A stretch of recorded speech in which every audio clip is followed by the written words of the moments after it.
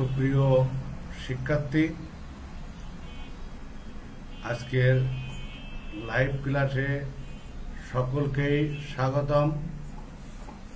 আমি আশা করি তোমরা সকলেই ভালো আছো, সুন্দর আছো, ভালো থেকো এবং আমাদের ক্লাসে থেকো। আমরা গতদিন শুরু করেছিলাম জৈব রসায়ন, অর্গানিক কেমিস্ট্রি। দেখো, আমরা গতদিন পড়েছিলাম জৈব রসায়ন কাকে বলে। আমরা খুব সুন্দর করে জৈব রসায়ন কাকে বলে সেটি দেখেছি, আর জৈব যৌগ কাকে বলে এটি দেখেছিলাম। আজকে আমাদের একটা প্রশ্ন পড়ার কথা, অবশ্যই প্রশ্নটি তোমাদের করার কথা ছিল, তোমরা প্রশ্নটি করনি। যেমন দেখো যে জৈব যৌগ আর অজৈব যৌগের পার্থক্য যখন পড়েছিলাম, সেইখানে আমাদের ছিল জৈব যৌগের সংখ্যা কত আর অজৈব যৌগের সংখ্যা কত। দেখো, এখানে জৈব যৌগের সংখ্যা বলেছিলাম ৮০ লক্ষের উপরে, আর অজৈব যৌগের সংখ্যা বলেছিলাম ১ লক্ষের নিচে। কিন্তু তোমাদের প্রশ্ন করার প্রয়োজন ছিল যে জৈব যৌগ এত বেশি কেন, জৈব যৌগটা আমাদের এত বেশি কেন। সেই প্রশ্নটি কিন্তু কেউই করনি। আরো কয়েকটি কথা বলেছিলাম যে আমাদের যদি তোমাদের বুঝতে কোথাও সমস্যা হয় তাহলে প্রশ্ন লিখে জানাবে, আমি সেই প্রশ্নের উত্তর তোমাদেরকে দিতে চেষ্টা করব। তোমরা আজকের ক্লাসে কে কে উপস্থিত আছো ঝটপট করে সেটি আমাকে জানিয়ে দাও। তোমরা গতদিনের ক্লাসে অনেকেই ছিলে না, আমি আশা করব তোমরা আমার ক্লাসে সকলেই আসবে, কারণ তোমরা যত আমার ক্লাসে আসবে আমি তত আগ্রহ বোধ করব এবং আগ্রহের উপর নির্ভর করে তোমাদেরকে ক্লাস আমি বেশি করাতে চাইব। যদি তোমরা আমার ক্লাসে স্বাচ্ছন্দ্য বোধ না করো তাহলে কেন আমি তোমাদের ক্লাস নিতে থাকবো। দেখো, আমাদের আজকের আমাদের কি পড়ার কথা সেটা কিন্তু তোমরা অবশ্যই দেখতে পাচ্ছ।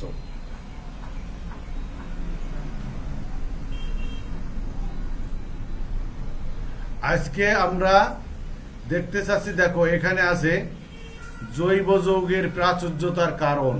আসলে আমাদের জৈব যৌগ যে ৮০ লক্ষ, এই জৈব যৌগ ৮০ লক্ষ কেন সেইটি আমরা আজকে তার ব্যাখ্যা করব। আমি দেখতে পাচ্ছি আজকের ক্লাসে উপস্থিত আছে নুরুজ্জামান, নাহিন রেজা প্রান্ত, হানান রাব্বি, মোহন, হুমায়রা তাসনিন অর্থি। দেখো তাহলে আমাদের জৈব যৌগের প্রাচুর্যতার কারণ কি, অর্থাৎ জৈব যৌগ এত বেশি কেন, জৈব যৌগ এত বেশি এটার জন্য দেখো আমরা ৪টি কারণকে দেখিয়েছি। জৈব যৌগের প্রাচুর্যতার কারণ আমাদের ৪টি। দেখো, প্রথমটি আছে ক্যাটেনেশন ধর্ম, দ্বিতীয়টি আছে সমানুতা ধর্ম, তৃতীয়টি আছে আমাদের বন্ধন শক্তি, কার্বন কার্বন যে বন্ধন শক্তি, এবং সর্বশেষ দেখো আছে আমাদের পলিমারকরণ। আমি ক্যাটেনেশন ধর্ম, এই যে ক্যাটেনেশন ধর্ম সম্পর্কে গতদিন কিন্তু ২-১টা কথা বলেছিলাম, সমানুতা সম্পর্কেও ২-১টি কথা কিন্তু আমি বলেছিলাম। বন্ধন শক্তিটা মোটেই বলিনি, পলিমার সম্পর্কে আমাদের ধারণা সেই 9-10 থেকে অনেকটা আছে। তাহলে এখন দেখো আমরা ক্যাটেনেশন ধর্মটাই ব্যাখ্যা করি। কার্বনের ক্যাটেনেশন ধর্ম, দেখো কার্বন পরমাণু সমূহ নিজেদের মধ্যে ইলেকট্রন শেয়ার করে সমযোজী বন্ধনের মাধ্যমে যুক্ত হয়ে ছোট বা বড় বিভিন্ন ধরনের শিকল বা বলয় গঠন করার যে ধর্ম, সেই ধর্মকে কার্বনের ক্যাটেনেশন বলে। আমি আবার বলি, আমাদের কার্বন পরমাণু 4টি মেজর ইলেকট্রন ছিল। এই 4টি মেজর ইলেকট্রন সে বিভিন্ন পরমাণুর সাথে শেয়ার করে সে যুক্ত হয়ে ছোট বড় বিভিন্ন ধরনের শিকল বা বলয় গঠন করতে পারে। এই বলয় গঠন করার ধর্মকে তার ক্যাটেনেশন ধর্ম বলে। ল্যাটিন ক্যাটেনা শব্দের অর্থ শিকল। ল্যাটিন এই ক্যাটেনা শব্দটি কোন দেশ? দেখো, ল্যাটিন ক্যাটেনা শব্দের অর্থ আমাদের শিকল। সিলিকন এর এই ধর্মটি আছে সামান্য, অর্থাৎ এই ক্যাটেনেশন ধর্মটা সামান্য আমাদের দেখায়, সে হলো সিলিকন। কার্বন, আমার 14 গ্রুপের মৌল, কার্বনের নিচেই সিলিকনের অবস্থান। তবে ইহা কার্বনের বৈশিষ্ট্যমূলক ধর্ম। কার্বনের এই ক্যাটেনেশন ধর্মের কারণে কার্বন এক দ্বি বা ত্রিবন্ধনের মাধ্যমে পরস্পরের সাথে যুক্ত হতে পারে। আমরা দেখেছি যে মনে করে অ্যালকেনে কার্বন একক বন্ধন ছিল, অ্যালকিনে দ্বিবন্ধন ছিল, অ্যালকাইনে ত্রিবন্ধন ছিল। আমরা কিন্তু এই জৈব যৌগ পড়ার সময় অ্যালকাইন পড়িনি, এটা আমাদের 9-10-এর অভিজ্ঞতা থেকেই আমি বলছি। দেখো, এই কারণে পৃথিবীতে জৈব যৌগের সংখ্যা এত অধিক। দেখো, এখানে আমি যে একটু আগে অ্যালকেনের কথা বলেছিলাম, দেখো এখানে এই কার্বনগুলিতে আমার সকল কার্বনে আমার একক বন্ধন বিদ্যমান আছে, অর্থাৎ কার্বনের যোজনী 4, সে 4 যোজনীটা এখানে বোঝানো আছে। পরে দেখো, এইখানে আছে আমার কার্বন কার্বন দ্বিবন্ধন, এটিতে আছে আমার কার্বন কার্বন দ্বিবন্ধন, পরবর্তীতে আছে দেখো কার্বন কার্বন ত্রিবন্ধন। তাহলে আমি কি বললাম? অ্যালকেনে ছিল একক বন্ধন, তার মানে এইটিকে কিন্তু আমরা অ্যালকেন বলি। আর এই দ্বিবন্ধন থাকার কারণে এটিকে বলি আমরা অ্যালকিন, আর এটাকে বলি আমরা অ্যালকাইন। আমরা এরপরেও দেখবা অ্যালকিন না, আমরা অন্যভাবে আরো ভাগ করব। তাহলে আমাদের কার্বনের ক্যাটেনেশনের যে ধর্ম সেটি কিন্তু আমরা পেয়ে গেলাম। এখন দেখো, আমাদের আসে সমানুতা। আমি গতদিনও বলেছিলাম সমানুতা কি।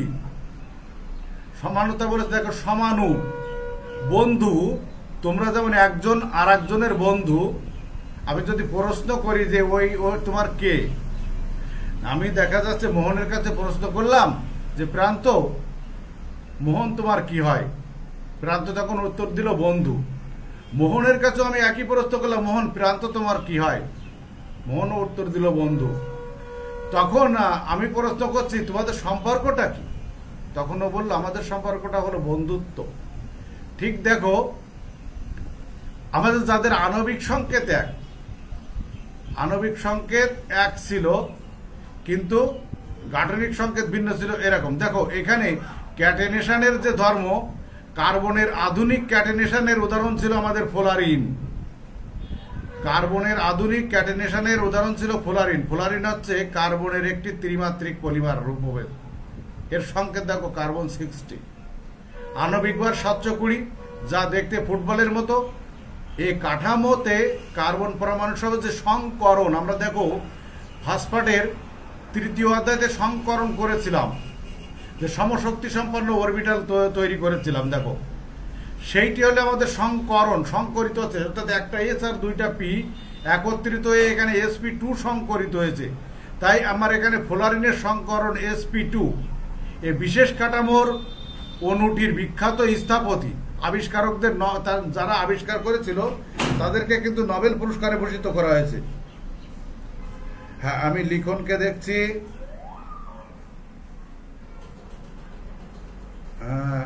খাদিজা আক্তার, নাবিল, শিল্পী, সবাইকে ধন্যবাদ। দেখো, আমি আবার বলি যে আমাদের যারা এই ফ্লোরিন আবিষ্কার করেছিল তাদের সকলকে কিন্তু নোবেল পুরস্কার দেওয়া হয়েছে। এর আণবিক গঠন আমেরিকার বিখ্যাত স্থপতি বুকমিনিস্টার ফ্লোরিন। আসলে ফ্লোরিনের নামকরণটা কোথা থেকে হলো? দেখো, যে আমেরিকার বিখ্যাত স্থপতি বুকমিনিস্টার ফ্লোরিন নির্মিত ভূগোল আকৃতির গম্বুজের মতো, তাই রূপভেদ কার্বন 60কে বুকমিনিস্টার ফ্লোরিন বা বাকিবল বলে। তাহলে বাকিবল কাকে বলে? দেখো, আমাদের এই জিনিসগুলো অবজেক্টিভের জন্য খুবই গুরুত্বপূর্ণ, যার জন্য আমরা এখানে দিয়েছি। আর তোমরা সাধারণত একটা অভ্যাসই তো তোমাদের আছে যে কত সংক্ষিপ্ত করে পড়া যায়। এই জিনিসগুলো আমাদের জানার দরকার। আমি যখন তোমাদের পরীক্ষা নেব অনলাইনে, তখন কিন্তু আমি এরকম এখান থেকে অবজেক্টিভ প্রশ্নগুলো তুলব। দেখো, এবার আমরা সমানতা ধর্মের কথা বলেছিলাম। সেই সমানতা দেখো, যে যেসব জৈব যৌগের আণবিক সংকেত একই কিন্তু গাঠনিক সংকেত ভিন্ন, আণবিক সংকেত একই কিন্তু গাঠনিক সংকেত ভিন্ন, তাদেরকে পরস্পরের সমান বলে। আমি যে বললাম মোহন আর প্রান্ত যেমন পরস্পরের বন্ধু, ঠিক তাদের ঘটনা, তাদের সম্পর্কটাকে বন্ধুত্ব বলি। তাহলে এখানে সমানুদের সম্পর্ক আছে সমানুতা, সেই সমানুদের দেখো সমানুতা। ঠিক এমনিভাবে দেখো C2H6O একটি আণবিক সংকেত, C2H6O, এখানে কিন্তু নেগেটিভ চার্জ নয়, এটা C2H6O, এটা আণবিক সংকেত। তাকে যদি ভাঙা হয়, দেখো আমরা দুইটা যৌগ পাবো, একটা CH3 CH2OH, CH3O CH3। দেখো এখানে কার্বন দুইটা আছে, হাইড্রোজেন 6টা, একটা অক্সিজেন। এখানেও আমার এই যে যৌগটি আছে, এখানেও কিন্তু 2টি কার্বন, 6টি হাইড্রোজেন এবং একটি অক্সিজেন বিদ্যমান। এখন দেখো, তাহলে আমার দুটি যৌগেই কিন্তু 2টা কার্বন, 6টা হাইড্রোজেন, একটি অক্সিজেন বিদ্যমান। তাহলে আমরা একে এর সমাণু, এটা ওর সমাণু বলতে পারি, আর প্রক্রিয়াটাকে সমানুতা বলতে পারি। এখন দেখো এইটির নাম কি, আমরা এখনো পড়িনি কার্যকারীমূলক, তারপরও বলি। দেখো, এই OH থাকলে তাকে বলি আমরা অ্যালকোহল, আর এই অক্সিজেন থাকলে তাকে বলি আমরা ইথার।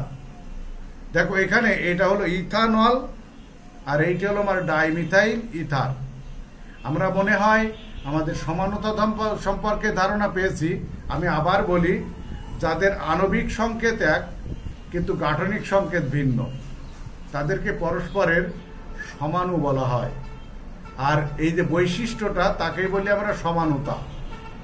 ঠিক দেখো, এসব সমাণু সৃষ্টির মূলে রয়েছে কার্বন শিকলের ভিন্ন ভিন্ন কার্বন পরমাণুর সাথে অক্সিজেন ও হাইড্রোজেনের বন্ধন গঠন। আমরা গতদিন হাইড্রোকার্বনের সংজ্ঞা দিয়েছিলাম, আমি গতদিন জৈব যৌগের সংজ্ঞা দিয়েছিলাম, কোনটা হাইড্রোকার্বন হতে পারে, কোনটা জৈব যৌগ হতে পারে। আমি কিন্তু সেগুলি সম্পর্কে একেবারে বিস্তারিত আলোচনা করেছি।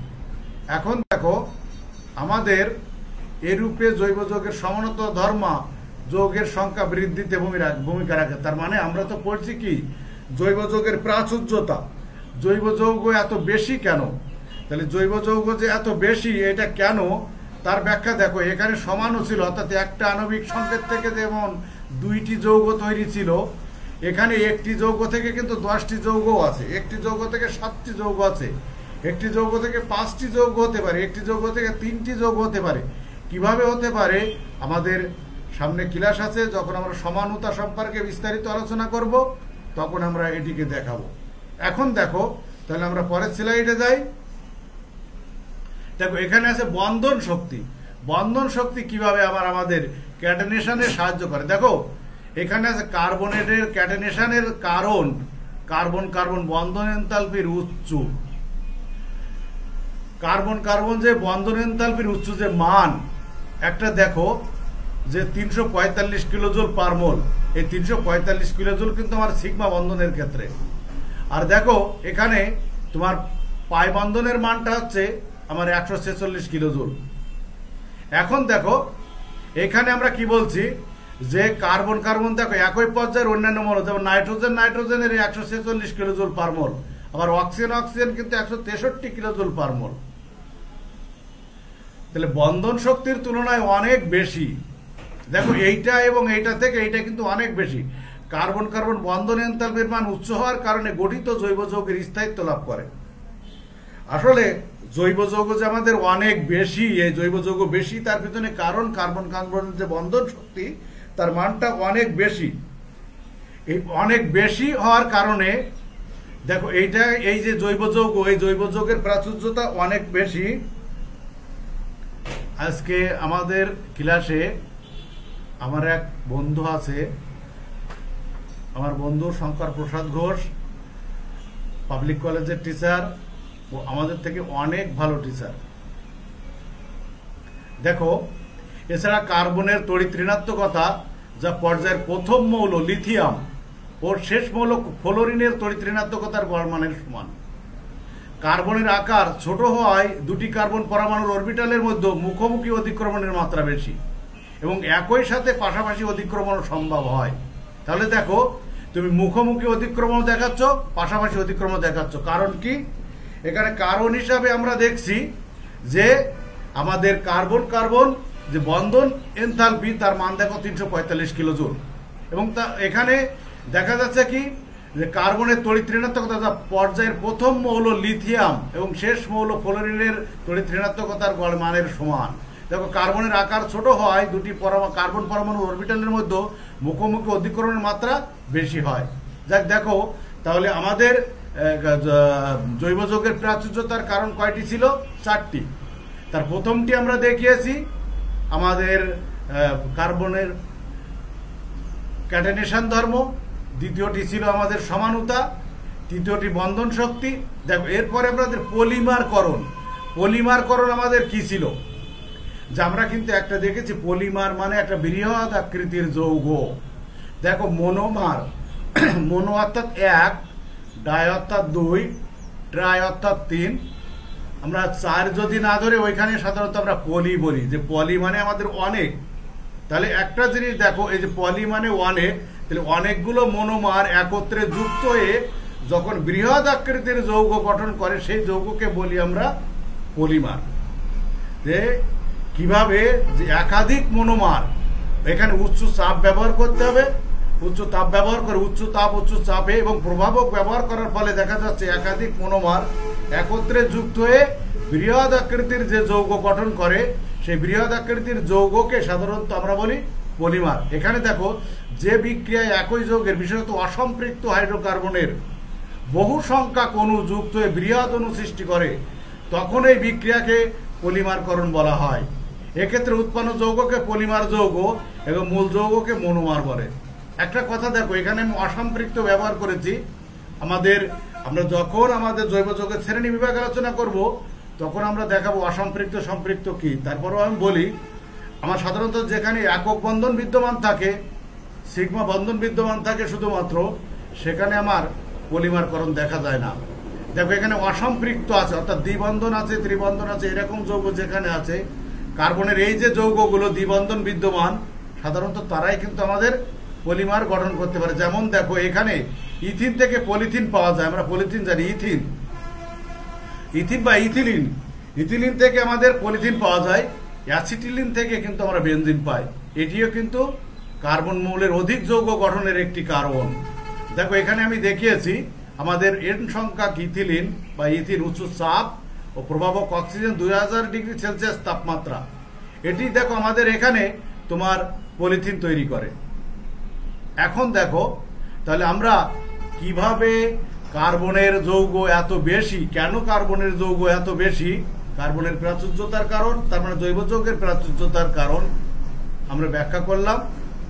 আমি একটু আগেই বলেছিলাম যে জৈব যৌগ যে সম্পৃক্ত দেখাচ্ছিলাম, অসম্পৃক্ত দেখাচ্ছিলাম, সেই দেখানোর সময় এইগুলো যখন দেখিয়েছি তখন দেখো একটি কথা বলেছিলাম যে আমাদের এর পরবর্তীতে আসছে জৈব যৌগের শ্রেণী বিভাগ। জৈব যৌগকে কিভাবে আমরা ভাগ করতে পারি, জৈব যৌগ কত ভাগে ভাগ করি সেটি আমরা দেখাবো। সেটি হলো দেখো আমাদের বিষয়বস্তু 5, জৈব যৌগের শ্রেণী বিভাগ। আমরা দেখো জৈব যৌগকে বিভিন্নভাবে শ্রেণী বিভাগ করা যায়। প্রস্তুত পদ্ধতি অনুযায়ী জৈব যৌগকে 2টি প্রধান শাখায় ভাগ করা যায়। দেখো প্রস্তুত পদ্ধতি কিভাবে, যে প্রাকৃতিকভাবে কিছু যৌগ তৈরি হয়ে আছে, প্রাকৃতিকভাবে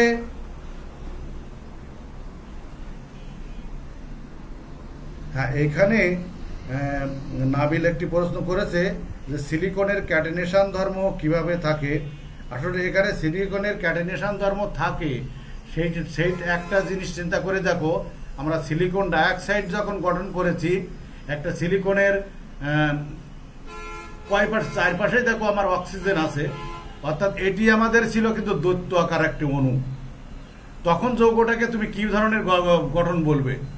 তুমি কিন্তু তার কখনোই ওই যৌগটাকে শেষ করতে পারছো না। আমি বলেছিলাম যে সিলিকন যেখানে বালি, আমরা যদি একটা বিল্ডিংকেও চিন্তা করি, একটা বিল্ডিংকেও তুমি চিন্তা করে দেখো কত বড় হতে পারে। এক হিসাবে কার্বনের পরেই কিন্তু সিলিকনের অবস্থান, আমাদের গ্রুপ 14 মৌল, সেই হিসাবে তার বলছি যে এখানে সিলিকনের ক্যাটায়ন ধর্ম কিছুটা আছে। যাক, আমি আশা করি তুমি বুঝেছো এটি। এখন দেখো, আমরা জৈব যৌগের শ্রেণী বিভাগ, আমি বলছি যে প্রস্তুত পদ্ধতির উপরে জৈব যৌগকে দুই ভাগে ভাগ করা যায়। কারণ দেখো, আমি বলি আমরা একটি প্রাকৃতিক যৌগ পাই আর কিছু সংশ্লেষণ যৌগ পাই। আমি কিন্তু গতকাল যখন আমাদের জৈব যৌগের সংজ্ঞা দিয়েছিলাম, আমরা যা বার্জেলিয়াসের মতবাদ ছিল যে প্রাণশক্তি মতবাদ, সকল উদ্ভিদ ও প্রাণী থেকে জৈব যৌগের উৎপত্তি, এটিকে কিন্তু আমাদের দেখো ফ্রেডরিক ভোলার এবং আরো একজন বিজ্ঞানী আমাদের ভুল প্রমাণ করেছিলেন। সেখানে কিন্তু দেখানো হয়েছিল যে আমাদের অ্যামোনিয়াম সায়ানেট থেকে আমাদের ইউরিয়া তৈরি হয়েছিল এবং সেই ইউরিয়া কিন্তু ছিল আমাদের জৈব যৌগ। তাহলে ইউরিয়া যদি আমাদের জৈব যৌগ হয়, তাকে তো আমরা তৈরি করলাম ল্যাবরেটরিতে, তাহলে এটা আমরা বলতে পারি যে সংশ্লেষণ পদ্ধতিতে হলো। এজন্য এখানে আমরা বলছি জৈব যৌগকে প্রধানত দুইটি ভাগে ভাগ করছি আমরা, একটি মানে এটা প্রস্তুত পদ্ধতি অনুযায়ী। দেখো, এখানে আমরা লিখছি প্রাকৃতিক জৈব যৌগ এবং আমাদের সংশ্লেষিত জৈব যৌগ। এখন দেখো, প্রাকৃতিক জৈব যৌগ আমাদের কেমন?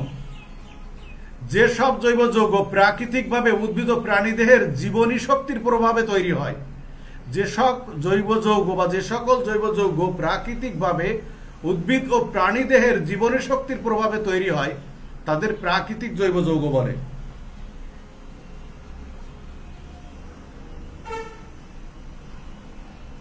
দেখো, এই প্রাকৃতিক জৈব যৌগের মধ্যে আমাদের আছে starch, cellulose, sucrose, maltose, protein, silk. এখানে মল্টোজ, এখানে তোমার জফালার জন্য সমস্যা হয়ে গেছে। দেখো, প্রোটিন, সিল্ক, তেল, চর্বি, পেট্রোল, উদ্ভিদ এবং বিভিন্ন ফলে বিদ্যমান জৈব অ্যাসিড, এস্টার ইত্যাদি সবই আমাদের প্রাকৃতিক জৈব যৌগ। মনে হয় তোমাদের বোঝাতে পারলাম কথাটা এবং তোমরা বুঝতেও পারছো। যেমন বলছি, যেসব জৈব যৌগ প্রাকৃতিকভাবে উদ্ভিদ ও প্রাণীদেহের জীবনী শক্তির প্রভাব, অর্থাৎ প্রাকৃতিকভাবে যে যৌগগুলোকে আমরা পেয়ে গেছি, তাদেরকে কিন্তু আমরা বলছি প্রাকৃতিক জৈব যৌগ। তার উদাহরণ দিচ্ছি আমরা, প্রধান উদাহরণ হিসাবে দেখো star, cellulose, sucrose, maltose, protein, silk, তেল, চর্বি, পেট্রোল, উদ্ভিদ এবং বিভিন্ন ফলে জৈব অ্যাসিড বা স্টার ইত্যাদি। এখন দেখো,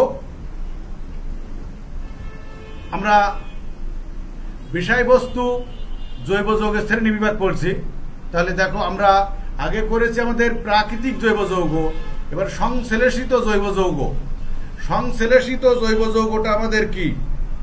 দেখো, সংশ্লেষিত জৈব যৌগ আমাদের কি? দেখো, এখানে আছে যেসব জৈব যৌগ পরীক্ষাগারে বা কারখানায় বিভিন্ন বস্তু থেকে রাসায়নিক বিক্রিয়ার মাধ্যমে তৈরি করা হয় বা সংশ্লেষিত হয়, তাদেরকে আমরা বলি সংশ্লেষিত জৈব যৌগ। যেমন দেখো, বলছিলাম urea, formalin, alcohol, ether, chloroform, TNT, PVC, polystyrene, Teflon, polypropylene, polythene, paracetamol, aspirin, picric acid.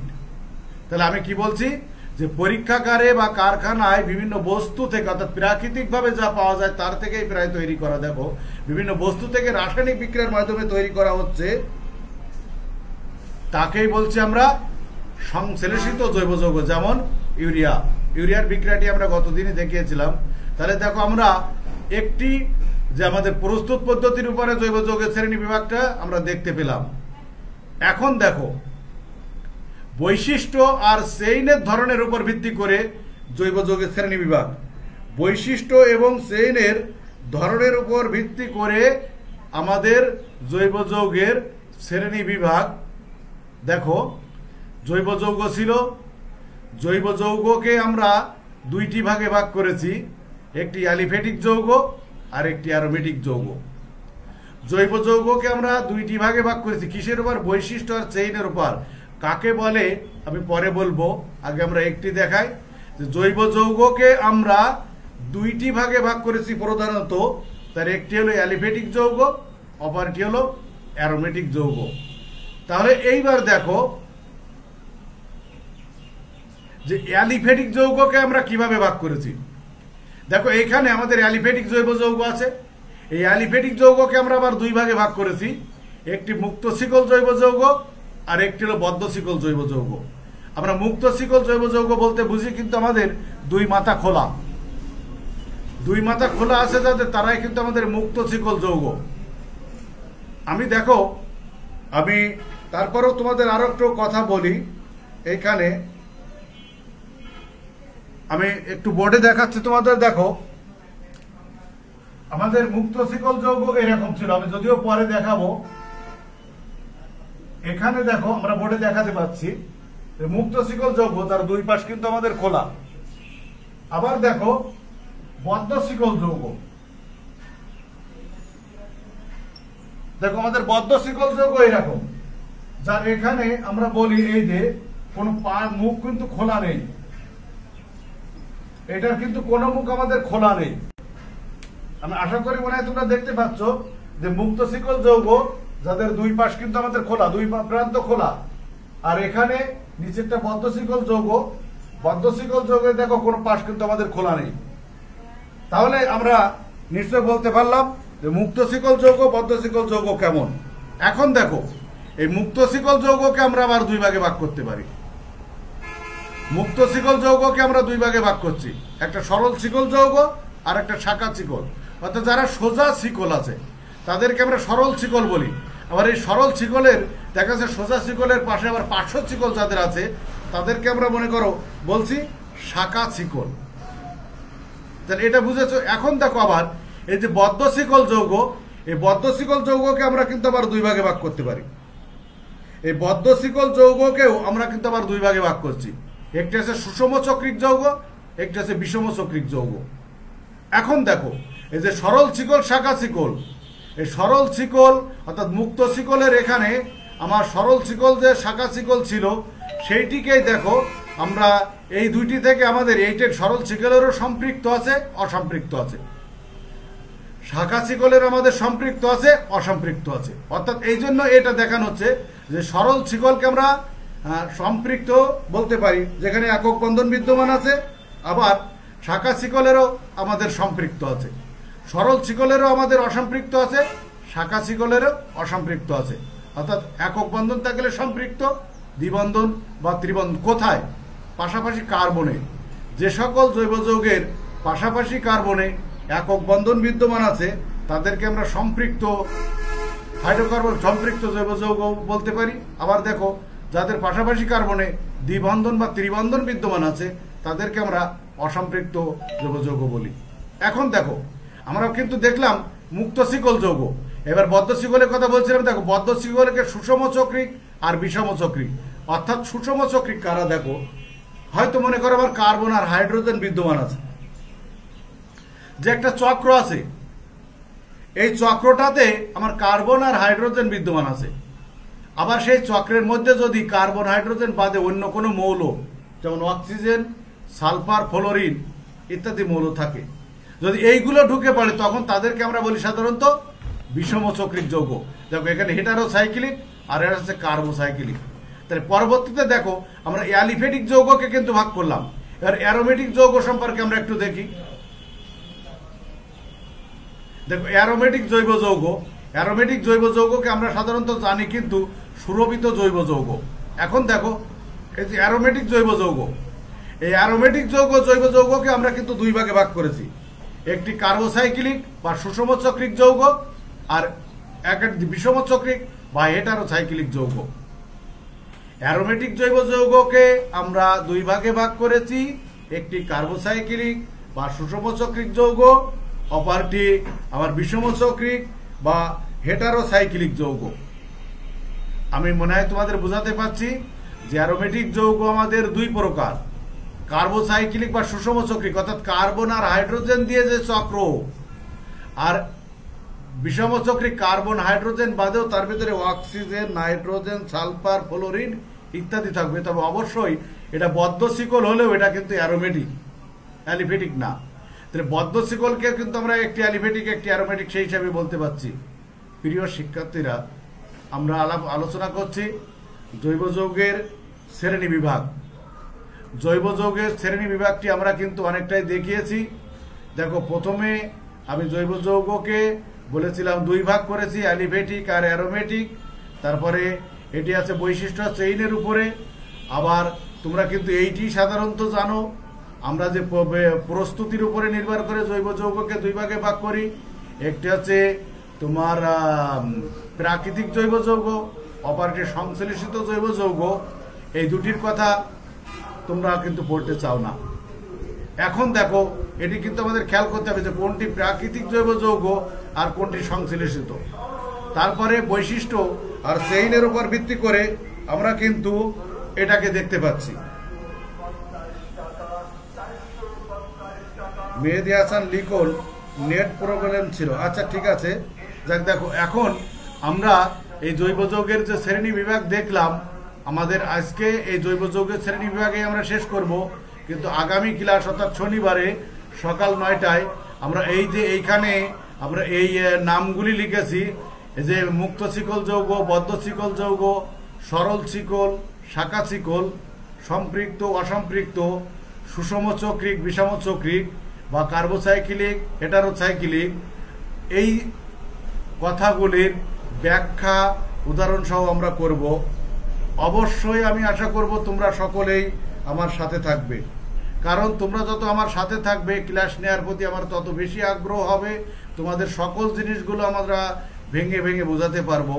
যারা পরীক্ষার্থী আছো তাদের পরীক্ষার এখনো ডেট হয়নি, অতএব তোমরাও মনে হয় ক্লাসগুলো করলে তোমাদের খুব বেশি ক্ষতি হবে না। অতএব যদি তোমাদের কোনো সমস্যা থাকে সেইগুলি তোমরা আরো প্রশ্ন করতে পারো। কারণ একটা জিনিস এখানে দেখো, আমি তোমাদের বলছি যে জৈব যৌগ সম্পর্কে তোমাদের ধারণাটা অনেক কম। কারণ এই জৈব যৌগ সম্পর্কে তোমরা ধারণা নিতেই চাও না। কারণ অনেক টিচারই বলে দেয় জৈব যৌগ, ওখান থেকে দুটো প্রশ্ন হয়, ওই দুটো বাদ দিলেও আমরা কিন্তু অ্যান্সার করতে পারবো। আর তোমাদের জৈব যৌগ না পড়ার একমাত্র কারণ থাকে সেইটা। কিন্তু যদি তোমরা কেমিস্ট্রি জৈব যৌগ না পড়ো তাহলে কেমিস্ট্রি পড়ার কোনো মানেই হয় না। কারণ যে জৈব যৌগ জানে না সে কেমিস্ট্রি কোনো কিছুই মনে করে জানে না। কারণ আমরা প্রথমেই দেখো বলেছিলাম এক সময় যে আমরা যে কেমিস্ট্রিকে 3টা ভাগে ভাগ করেছি, ফিজিক্যাল, অর্গানিক, ইনঅর্গানিক। তাহলে দেখো, অর্গানিক আমরা কিন্তু জৈব যৌগ কাকে বলে তা পড়ে ফেলেছি।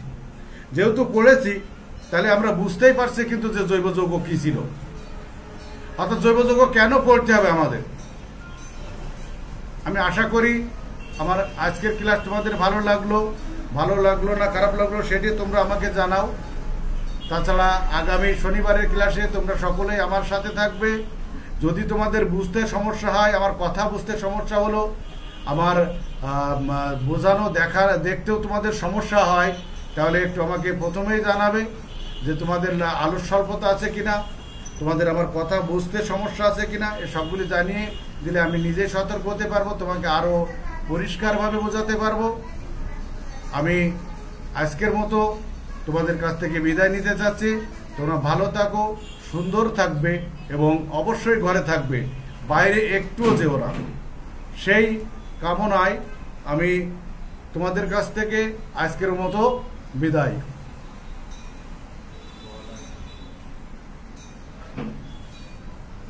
কি